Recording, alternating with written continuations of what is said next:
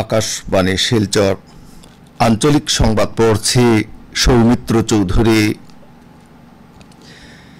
আসাম মন্ত্রিসভার বৈঠক আজ নলবাড়ীতে অনুষ্ঠিত হবে। উল্লেখ্য, এই বৈঠক গতকাল অনুষ্ঠিত হওয়ার কথা ছিল।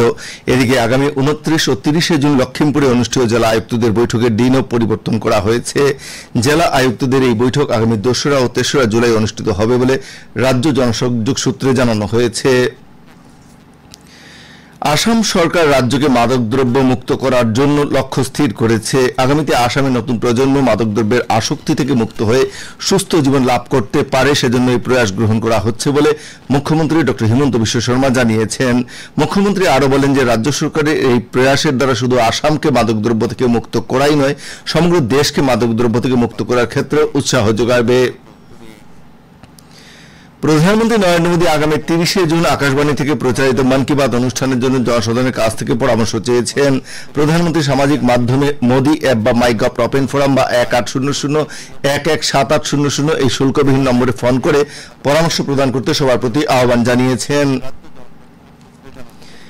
আসাম বিশ্ববিদ্যালয়ের পরীক্ষা নিয়ন্ত্রক ড সুপ্রবীর দত্তরা এক বিজ্ঞপ্তিতে জানিয়েছেন যে বরাক উপত্যকার বিভিন্ন স্থানে বন্যার পরিপ্রেক্ষিতে আসাম বিশ্ববিদ্যালয়ের টিডিসি সিবিসিএস ইভেন্ট সেমিস্টারে বাদ পড়া পরীক্ষাগুলি আগামী 4 জুলাই অনুষ্ঠিত হবে।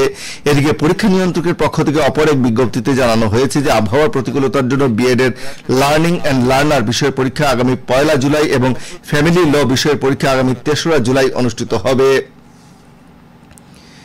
করিমগঞ্জের পুলিশ সুপার জানিয়েছেন যে বাজারিছড়া থানা প্রাঙ্গণে আগামী 30 জুন বাজেয়াপ্ত করা 6475 কিলোগ্রাম সুপারি প্রকাশ্য নিলামে বিক্রয় করা হবে।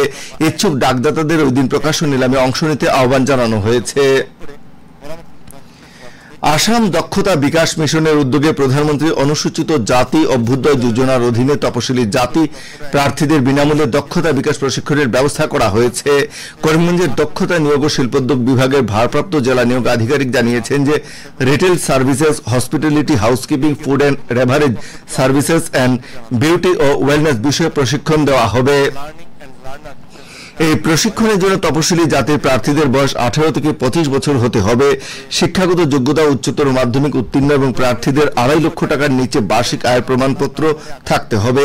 এই যোজনার বিষয়ে বিস্তারিত জানতে এবং প্রার্থীদের নিজের নাম অন্তর্ভুক্তির জন্য আগামী 28 জুন বেলা 3টায় করিমগঞ্জ শহরের সরস্বতী বিদ্যানিকেতন বিদ্যালয়ে এক পথ প্রদর্শন অভিযানের আয়োজন করা হয়েছে।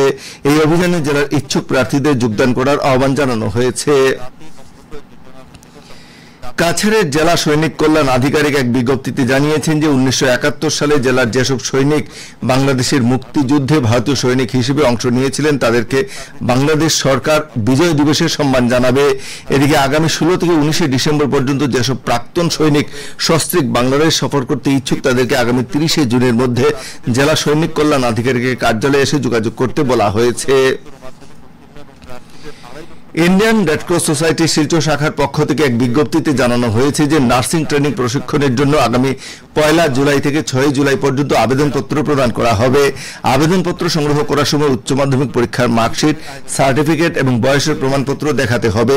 বিশদ বিবরণ ইন্ডিয়ান রেডক্রস শাখা শিলচর কার্যালয়ে সকাল 10টা থেকে বিকেল 5টা পর্যন্ত পাওয়া যাচ্ছে।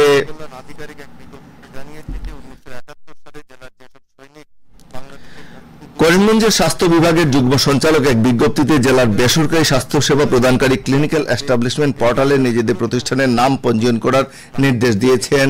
বিজ্ঞপ্তিতে জানানো হয়েছে যে জেলায় যেসব বেসরকারি প্রতিষ্ঠানে ডাক্তারের চেম্বার, চক্ষু হাসপাতাল, দন্ত চিকিৎসা কেন্দ্র, ব্যক্তি মালিকানাধীন হাসপাতাল ও নার্সিং হোম, পুনর্বাসন কেন্দ্র, ডায়াগনস্টিক কেন্দ্র, ল্যাবরেটরি ও অন্যান্য স্বাস্থ্য প্রতিষ্ঠান চলছে তাদেরকে ক্লিনিক্যাল এস্টাবলিশমেন্ট পোর্টালে আগামী 15 জুলাইয়ের মধ্যে নাম পঞ্জীয়ন করতে হবে। নির্দেশ অমান্যকারীদের বিরুদ্ধে সংশ্লিষ্ট আইন অনুসারে উপযুক্ত ব্যবস্থা গ্রহণ করা হবে বলেও বিজ্ঞপ্তিতে জানানো হয়েছে। বদরপুর প্রেস ক্লাবের উদ্যোগে আজ বদরপুর ঘাটের একটি ভবনে অশ্বরোগের উপর সচেতনতা শিবির অনুষ্ঠিত হবে।